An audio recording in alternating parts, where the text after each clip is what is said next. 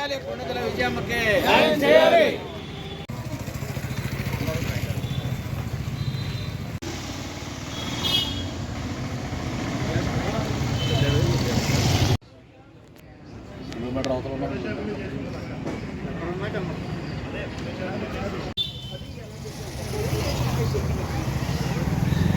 ఉంది. అయినా కూడా ఈ రోజు కూడా ఏ విధమైనటువంటి న్యాయం జరగకుండా కాలయాపన చేస్తున్నారు. పైగా ఆర్థిక ప్రలోభాలకు లొంగినటువంటి ఆనాటి 2016లో ఉన్నటువంటి విఆర్ఓ ఆర్ఐ ఎంఆర్ఓ గారు ఏమికి తీవ్రమైనటువంటి అన్యాయం చేస్తూ జాయింట్ కలెక్టర్ గారు కోర్టులో పెండింగ్లో ఉన్నా కూడా వాళ్ళ భూమిని వీళ్ళకి చెందిన భూమిని వాళ్ళ దానిగా ఆన్లైన్లో పెట్టడం జరిగింది. అది చాలా ఘోరాతి ఘోరమైనటువంటి నేరం. ఒక ఎస్సీకి చెందినటువంటి ఒక ఎస్సీ మహిళకి తీవ్రమైనటువంటి అన్యాయం చేసిన అలసత్వం వహించినటువంటి అధికారుల మీద కూడా ఎస్సీ ఎస్టీ కేసు నమోదు చేయవలసినటువంటి అవసరం ఉంది. అయినా కూడా అధికారులు కానీ ప్రభుత్వం కానీ ఏ విధమైనటువంటి స్పందన లేకుండా కాలయాపన చేస్తుంది.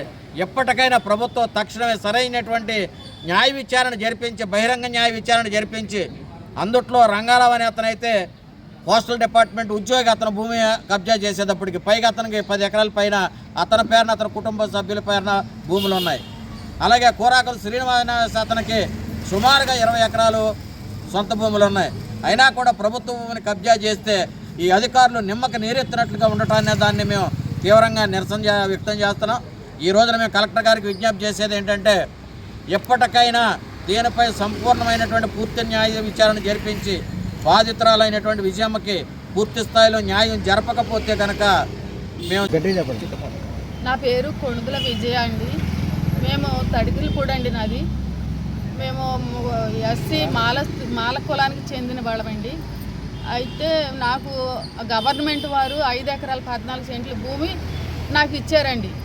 ఇస్తే అది దానిలోనూ మేము జీడి మొక్క పెట్టుకుని పెంచుకుంటుండగా నా భర్తకి కాలు యాక్సిడెంట్ అయ్యి కాళ్ళు 2 కూడా ఇరిగిపోయినాయండి.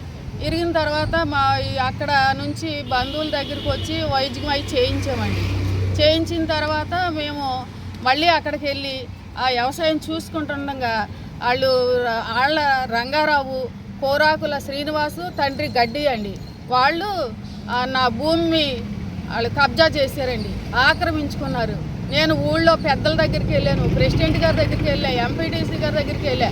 అందరి దగ్గరికి వెళ్తే వాళ్ళు మా మాట వినరమ్మా, నువ్వు వెళ్ళి ఎంఆర్ఓ గారికి చెప్పు వెళ్ళి అనేసి అన్నారండి. వెళ్ళి ఎంఆర్ఓ గారి దగ్గరికి వెళ్ళి చెప్పానండి. సరే పిలిపిస్తాను, చూద్దాము, మాట్లాడదాము అని చెప్పేసి ఎంతో కాలం నన్ను తిప్పారండి. అక్కడ నుంచి మళ్ళీ